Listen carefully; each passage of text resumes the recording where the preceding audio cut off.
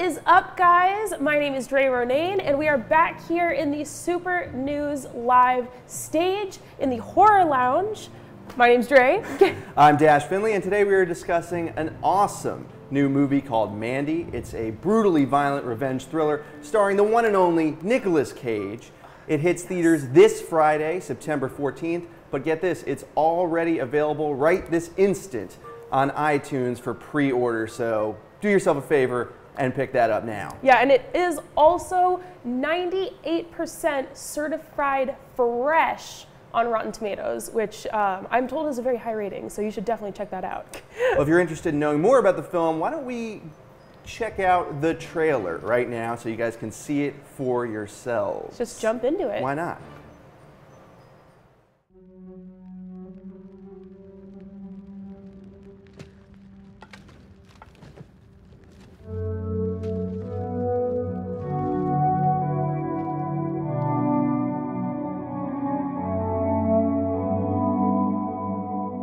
Under the crimson, primordial sky, the wretched warlock reached into the dark embrace. His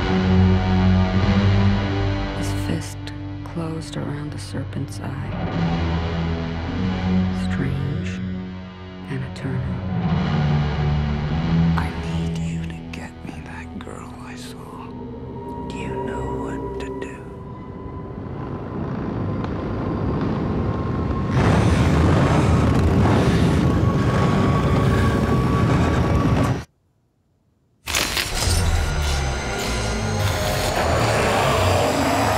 You're a special one, Mandy.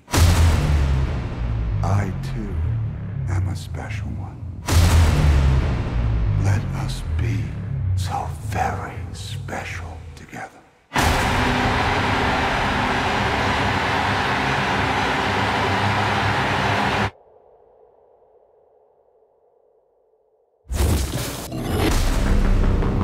So what you gonna do with that thing? I'm going hunting. So what you hunting? It's crazy evil.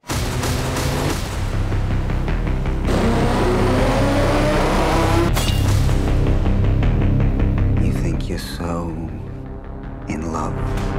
I'll show you love. Oh man, they wronged you.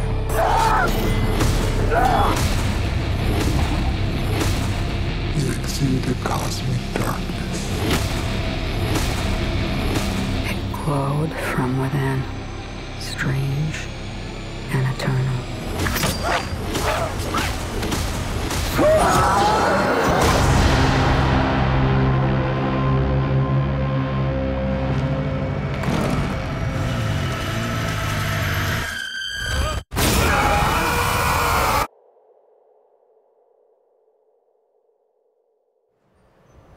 Wow. Whew.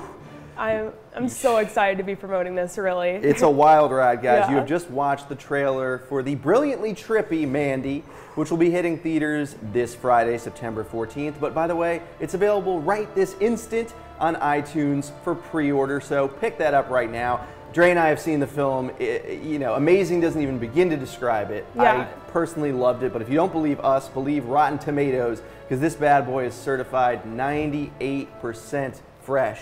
That's a high fresh rating. Seriously. Yeah, and also we have a really awesome giveaway on this episode. We actually have 2 signed posters by the director. To enter to win, really easy. All you have to do is answer our question of the day, which is, what is the creepiest cult that you've heard of? Let us know in the comments below. Also, that link for the pre-order on iTunes will be in the comments down there as well. So yeah, better answer that if you want to get the signed posters. We'll have 2 winners at the end of the episode. So yeah. Great stuff. So yeah, I really dug this movie. Obviously, right at the center of it is, the man, the myth, the legend, Nicolas Cage, who's giving an amazing performance. He's going full-on rage Cage, as I would dub it. Lots of screaming, lots of freaking out, bashing people's heads in and cutting them off. he's going the extra mile here. But I personally am a big fan of his. I don't know about you. Oh, I am definitely a huge Nick Cage fan. Does Nick Cage, does his fandom have a name for themselves. I need a name. I need a name for like the Nick Cage fandom. I agree. Cage Hive. I don't know. Hive. The bees. Yeah, exactly. I would definitely say we should like pick our fave Cage film. Our fave Cage flick. It's hard to do, but yes, okay. It's a hard one. This one was particularly hard because I've seen so many Nicolas Cage movies. Nicolas Cage was a really big part of my like high school. We would like go home. There's so many Nick Cage films on Netflix, so we would just like always like run through and like watch Nick Cage movies just all the time. But one of my favorites that I did see in theaters was the 2009 film The Knowing, which like I don't want to say it was underrated, but it's like when people have seen it, like they're like it was weird. It's like in like the best way. It's kind of a I wouldn't say like conspiracy, but it's like a drama, like suspenseful. I would say it's a thriller as well, because it is definitely has those very eerie elements, which is why I wanted to bring it up on this episode to kind of compare to Mandy, because they do both have that very eerie feel to it. But The Knowing is much more extraterrestrial. But like, I don't know, is that in Mandy? I don't know, I'm not gonna say it, but you never know. I mean, there are moments in Mandy that veer towards the supernatural, and there's definitely a lot of stuff that seems otherworldly. So. So that's why I would compare it a little bit. I will say in The Knowing, you don't get a lot of that Cage rage. There's a lot of drama and sadness in that movie, but in Mandy, he just goes full out, just full on. They were like, Nick, just do you, man. Just do you. Yeah. Go all the way, whatever you want. We're going to cover you in blood and do what you want. Yeah, we're giving him a giant axe and a chainsaw and a crossbow, and he's going to be screaming. There's a scene where he's in his tighty whities, pouring vodka all over himself, screaming. I'm like, this is what I want from a Nicolas Cage movie. Really, it is everything that you could possibly want from a Nicolas Cage movie. So on that note, I would say my favorite Nicolas Cage movie is one where he definitely goes full rage Cage, which is also from 2009, strangely enough, and that is Bad Lieutenant, Port of Call, New Orleans, directed by the great Werner Herzog. If you want to see another movie where Nicolas Cage is going, as I said, rage Cage, this is one of them. You know, he's this sort of disgraced detective living in New Orleans in the aftermath of Hurricane Katrina. He's investigating these mysterious murders of Senegalese immigrants in the city, and all the while battling a crippling addiction to basically every drug on the planet. And he goes off the deep end, you know? He starts planting evidence on people. He starts threatening old women and their nurses in one scene. He starts seeing crazy hallucinations of iguanas that pop up all over the place. So, you know, I feel like there's a connection with this movie, because this movie, Mandy, has a lot of crazy visuals. I was going to say, and it is also, his rage in Mandy is a little bit induced by drugs as well. Drugs definitely play a role in Mandy. There's a hallucinogenic element to it. Like, everything looks crazy colors, crazy, you know, neon flashes. Which you don't get that type of those types of visuals, I feel like, in modern movies. No. So this is like really throwing it back to those like 70s kind of like weird flashy colors, very psychedelic, I would say. Absolutely. Like really, really cool visuals in this movie, and then how the drugs play it. Yeah, it's the like drugs. Really cool. Yeah, I mean, you know, without delving into any spoilers, there's this really badass gang of bikers who are kind of almost monsters, really. They reminded me of something out of like Hellraiser, and they're all on this crazy form of acid. Yeah, they're very mysterious. So it's never really answered, but it's like it's not needed type thing. Like it's just you're like wondering the whole time. Like, and Nicolas, what are these exactly. And Nicolas Cage, you know, he goes into their realm essentially, and he has to fight them off. Not to mention the leaders of the and the members of this crazy cult. Yeah. The leader of which is played by the great Linus Roach, who gives a fantastic performance as well. I have to say, so good at making the character so hard to like. Yes. Like really, really good at playing up the creepy factor for him. Like just there's kind of like a part where he gets like very humiliated in one scene, and like the anger and humiliation that he plays is like so real. Absolutely. Like it was a really, really good performance. Yeah, the whole movie, I mean, you know, Nicolas Cage obviously is front and center, and he gives one of his best performances recently, but there's lots of great, I mean, Andrea Riseborough is really good. Yeah. You know, Bill Duke, who's an underrated actor, plays Nicolas Cage's friend who gives him all these crazy weapons. Yep. Yeah, just Just a lot of great stuff in this movie, guys.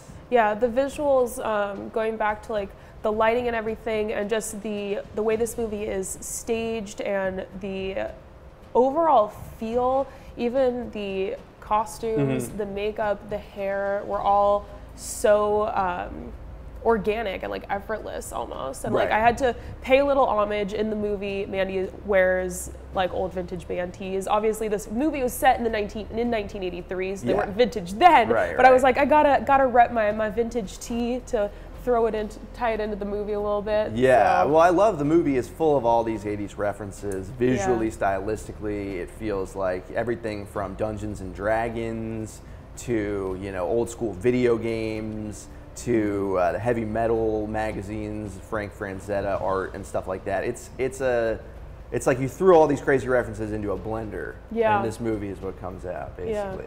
It really is. It's like all the best elements of like a late 70s, early 80s horror thriller slasher movie, but then also just let's throw in Nicolas Cage as a star. Like what could be better? I know, honestly. I know. It's like they have me pinned down. This is exactly the movie that I need and that I've been waiting for. So thank you.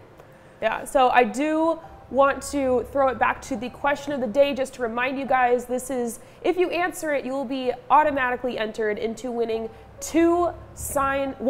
there will be two signed posters, each going to one person. There'll be two winners, signed by the director. And the question of the day is, what's the creepiest cult that you have heard of? And should we answer that ourselves? I don't see why not. Do you want to go first? I went first last time. Yeah, sure, go ahead. I mean, yeah, I'll do it. So cults. I mean, this movie, to bring it back to Mandy, does revolve around this evil cult. And they're sort of in the Jesus freak realm, I would say, although the leader has his own perverted ideas of the truth. But they are doing drugs, they're doing human sacrifices, and there's a lot of violence in mind. So in terms of just these delusional ideas, the cult that I would go for is Heaven's Gate. Now, Heaven's Gate was a cult of about 40 people that was founded in San Diego, California.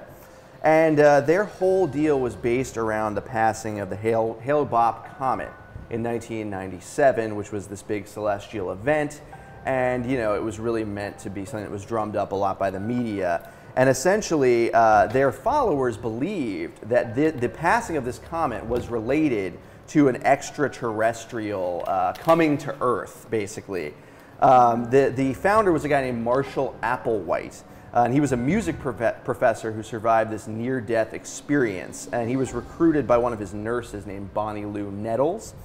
And they persuaded this group of people in Oregon to basically abandon their friends, their families, their loved ones, and to move to eastern Colorado. And they promised that this extraterrestrial spaceship would come and take them to the kingdom of heaven. So there's a little God, a little Jesus reference in there. And Nettles called herself Ty. That was her sort of alien identity. Whereas as one does, you know, and Applewhite took the assumed name of Doe. And they basically said that the human body was just a container for this alien life force that needed to be released by this big event of the comet passing over. And they kept on promising different things that never came to true. Spaceships were going to come and abduct the members and take them to this higher plane, but it never happened. So as soon as this comet, the Hale-Bopp, came into the public imagination, Applewhite realized this was the thing to make everyone believe what he was saying. So essentially, he rented this huge home in California, and just as the comet was passing near Earth, he convinced his followers to drink a deadly mixture of phenobarbital pills and alcohol. And 38 of them died, essentially, including both of the founders, lay dead. And there's a creepy sort of website that's a kind of old school 90s website that you can actually still visit of the Heaven's Gate cult. And they typed out this message that said, "The Hale-Bopp is bringing closure to Heaven's Gate. Our 22 years of classroom here on planet Earth is finally coming to a conclusion. This is graduation from the human evolutionary level, and we are happily prepared to leave this world." And leave this world they did. Wow. Pretty creepy stuff. This was in the 90s? 97. Wow.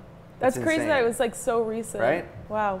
Super creepy. It is. I'll have to say my favorite cult is I would say that these are the two probably most popular cults that we're like talking about. I think so. What most widely known. And I'm going to be talking about Charles Manson, the Manson family.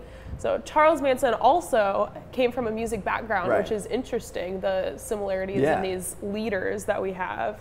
Something to do with music. Interesting. Makes you think. Subliminal messaging. Yeah, perhaps. but he was extremely influenced to a delusional point by the Beatles, specifically the song "Helter Skelter," which is so interesting. And he went on this tangent in an interview in 1970, saying that the whole song is all just about confusion and confusion of the mind, and that how can he be held accountable for all these murders that he told his family, his followers, to conduct when it was the song. It's like he didn't write the song, he was just carrying out what it told him to do.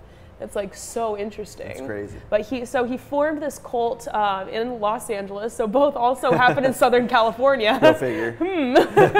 Looking around. Ugh, But it was formed mostly of young women who were his followers, and then they kind of coined the name the Manson family in the late 1960s. And in 1969, in July and August, they finally carried out a series of 9 murders. And he at first told them how to do the first set of murders, murdering this whole family and a famous actress back in the day, Sharon Tate. And he murdered them. Really sad, Sharon Tate was actually about to, like 2 weeks away from giving birth to her son, which is like so tragic, yeah. And then he was upset with how sloppy that his followers did this. So the next day or the next night, he went with them to the next murdering spree and carried it out. And they were all actually sentenced to death, but then 2 years later in 1972, the death penalty was taken away in California, so they were just left with life in prison with possibility of parole, though Charles Manson never did, and he died recently. Yeah, very recently. So, yeah. Creepy stuff, man. But they were also, tying it into the movie, The Manson Family, is they did have a large part of it was drugs. Yes. LSD specifically, and mushrooms. Almost all of the Manson family admitted to being on LSD during these murders, and I think they were trying to be like, it wasn't me, it was the drugs, but it didn't really work in their favor because LSD is also illegal, so it really just added that charge on top of the murder. Yeah, not a great legal defense there. Nope. I don't know. Nope. It's a bad trip, though, that's for sure. Definitely a bad trip. Yeah, I feel like there's a lot of similarities between these real-world cult elements and what's in Mandy. Yeah. I feel like, Mandy deals with obviously trying to coerce women, Andrea Riseborough's character, Nicolas Cage's girlfriend. The cult leader just sees her while driving out one day and he becomes obsessed with her. So there's this element of kidnapping and, kind of a perversion on his part. And then, of course, you have the idea of just them being delusional and believing in this alternate reality, basically, wherein, what he says goes and he knows the truth.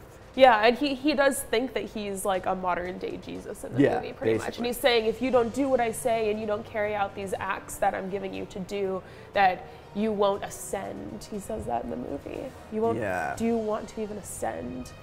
Right, and it's interesting because they have this delusional perspective, and then we see Nicolas Cage's character. The further along he goes in picking them off and fighting them, it's like he comes to their level and he starts to go crazy and see things in this really trippy and warped perspective. So it's a very interesting way of depicting the battle with a cult. Yeah.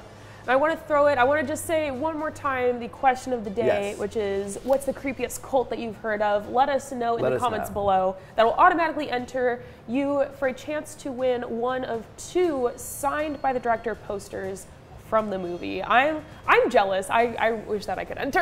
Me too. Me too. Does us talking about it on the show enter us? I hope so. I know. This movie was so cool. I love the way it was directed, so I'd like to get his signature on there.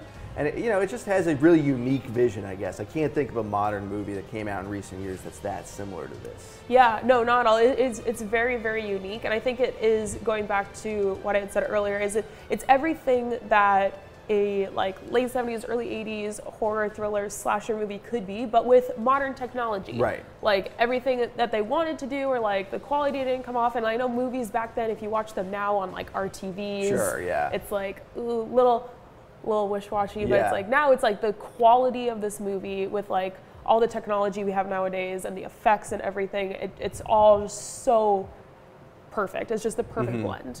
Yeah, I agree. I mean, there's lots of great visual effects, CGI work that's obviously blended in with this kind of practical, like violence, gore effects, of which there's a lot, by the way, guys.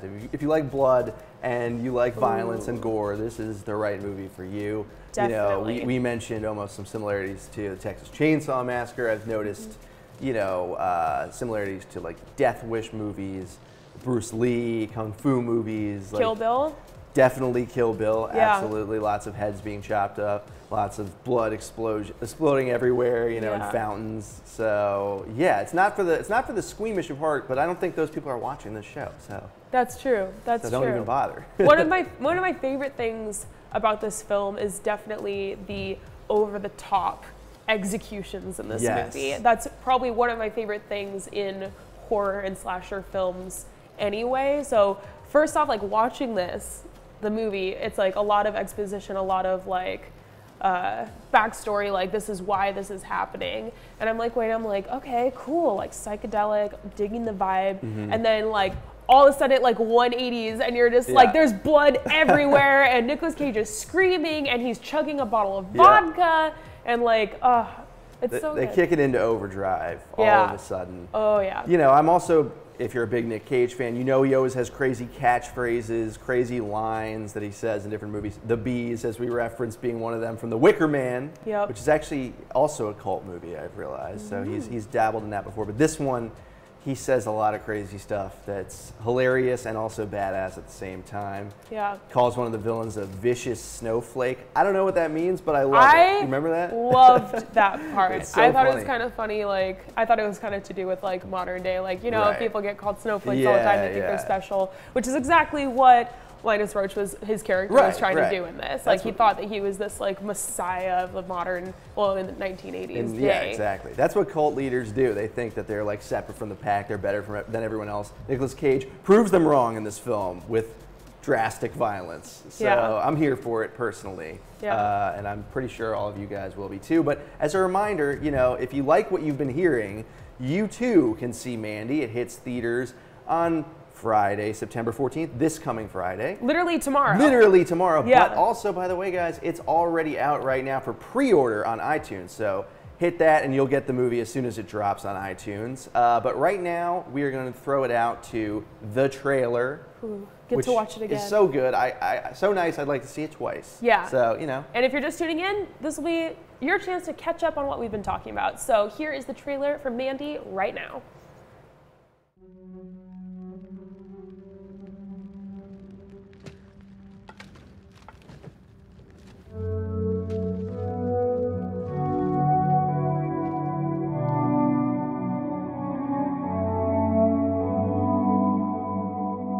Under the crimson, primordial sky, the wretched warlock reached into the dark embrace.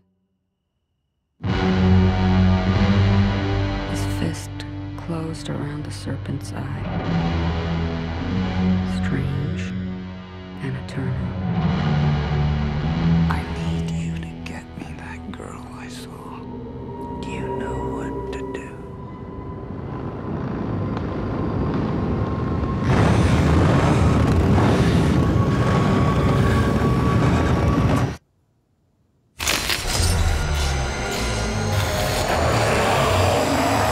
You're a special one, Mandy. I, too, am a special one.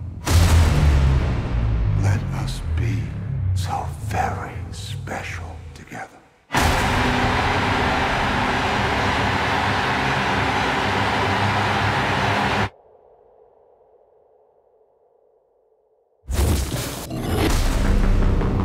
So what you gonna do with that, man? Going hunting. So what you hunting? It's crazy evil.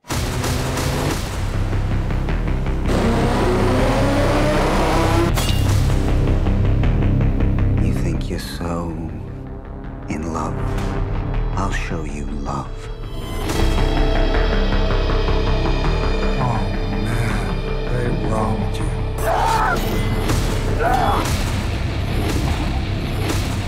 You exude the cosmic darkness. It glowed from within, strange and eternal.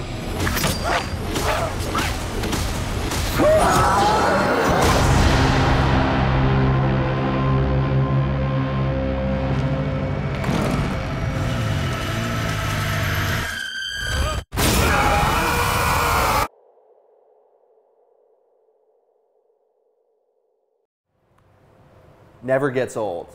It's so good. I love it. Yeah. I'm really excited. I hope you guys go see it. It comes out literally tomorrow. Tomorrow. September 14th. It is also available for pre-order on iTunes right now. Right now. The comment is pinned right down there. You can click that and pre-order it. And you'll get it as soon as it comes out tomorrow. Whew. And mind you, it is certified 98% fresh on Rotten Tomatoes. Yeah, you can't. That's go very wrong. fresh. You can't go wrong with those numbers. That's a fresh movie right there. That is But fresh AF. It's I want to true. remind you guys again what the question of the day is. We are just picking winners now, so better get those answers in quick for what is the creepiest cult that you have ever heard of. Let us know in the comments. That'll enter you to win one of 2 signed posters from the director, which is an amazing opportunity. Right. And I'm even jealous. just the artwork on this, like the artwork and like Yeah. the visuals of this whole movie, like are absolutely beautiful. Absolutely. I mean, you could pick any random frame from this movie and hang it on your wall, but this one is as good as any. I mean, Yeah. This is awesome. Definitely. So should we go through some of the answers you brilliant commenters have been leaving here? Yeah, For your, any- you know, creepiest cults. Yeah, any jump out at you? Let's see. Let's go through here. Okay, so Sky Patterson says the Illuminati, a secret society that hides in the underground. They watch over a lot of the government and celebrity culture and try to play puppet master to push their new world order. Very creepy, Sky. You know, I'm not sure that I inherently believe in that myself, although there are times where I wonder about this, you know, secret order pulling strings behind the scenes. Yeah. I mean, it definitely makes sense, or like if you need an excuse for anything. Yeah, exactly. It was the Illuminati. It was the Illuminati, Yeah, you know. sorry. Every time there's any kind of disaster or someone dies in a suspicious manner, the You Illuminati. forget to pay a parking ticket. It was the Illuminati. Exactly. They forgot the anchovies on your pizza, whatever it might be. Okay, so that's a pretty good one. Let's see here. Oh, Brian Moorer mentions regarding Charles Manson that Charles Manson hung out with the Beach Boys. Yes, he did. He actually wrote a song for them that he was never credited for. It was just made a B-side. Wow. And he later actually released it on his own and changed the lyrics to make them a little more creepy. So Right. if you want to check that out, you can Google it. It's a banger. it's a smash hit. We have a lot of mentions in the comments regarding the Heaven's Gate cult, Jim Jones, Jonestown. Of course, that is one of the most infamous cults out there. You know, if you're not familiar, in the late 70s, Jim Jones, he had this cult called the People's Temple. And after the murder of a U.S. politician in Guyana, where their cult was located, they all of them drank a bunch of Kool-Aid, although it was actually off-brand Kool-Aid, not the real thing. Disappointing. But it was yeah. laced with poison, so it didn't matter. And, you know, a large amount of people died. Dozens of people died.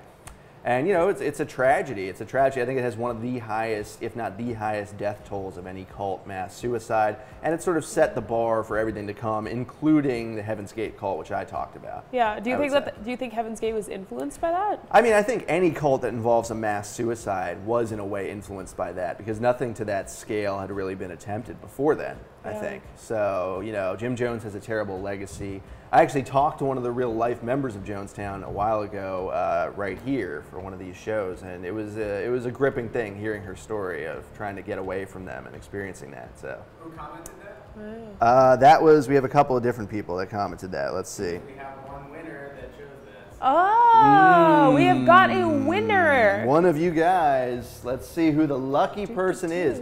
Well, it was the person who checked in first, Ashley Love. Ashley, you have won yourself a signed poster by the director of Mandy. Boom. There it is, official. And that's for mentioning Jim Jones, Jonestown, Heaven's Gate, good work, People's Temple, and all of the above. Do we have? Yeah, she's got a comment below. Okay. Ashley, be sure to check in below in the comments. Check in the comments. So let's see what else we get. What else we got here? Oh, it looks like we actually do have our, our second winner. This is it, and it's me. Look at that. What? Okay. You get the poster. It is actually Mark Savage. That is a Nice. savage name, Savage. Mark. And he chose the cult NXIVM. I think you said you might know a little bit about this one. This is a more modern cult, I believe.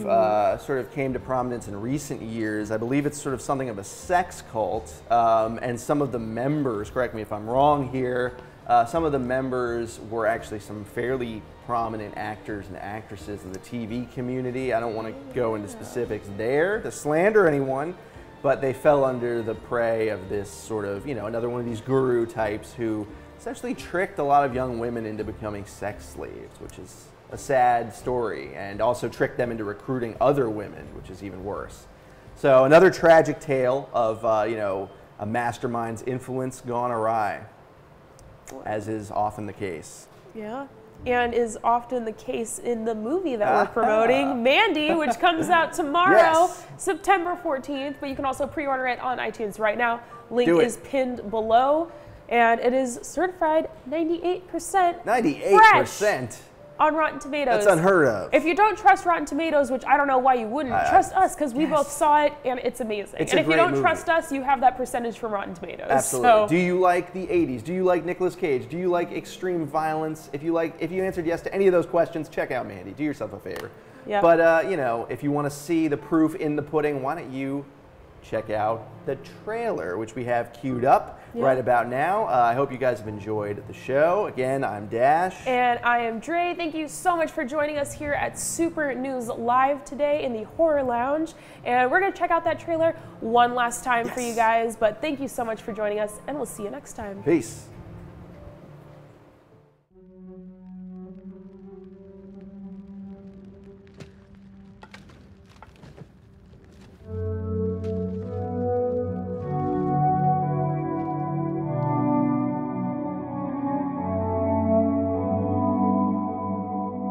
Under the crimson, primordial sky, the wretched warlock reached into the dark embrace.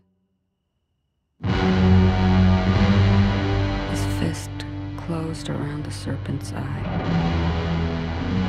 Strange and eternal. I need you to get me that girl I saw. Do you know what to do?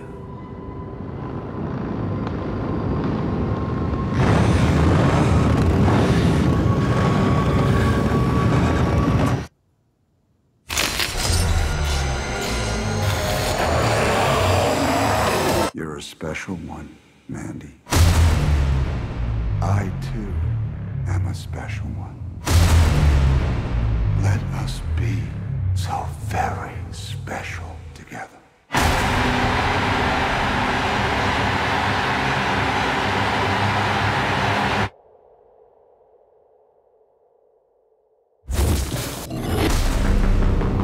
So what you gonna do with that thing? I'm going hunting. So what you hunting? It's crazy evil.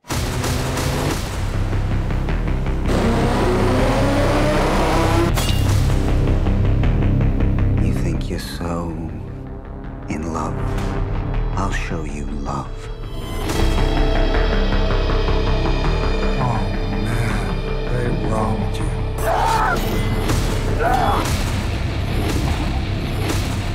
You exude the cosmic darkness.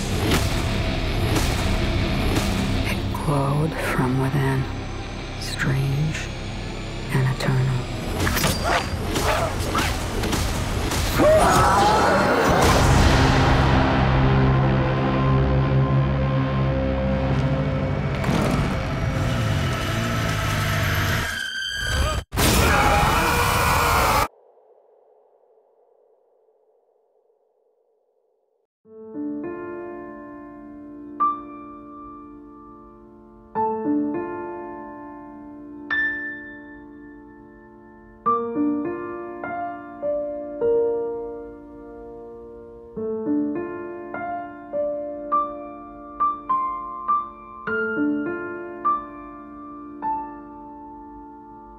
you.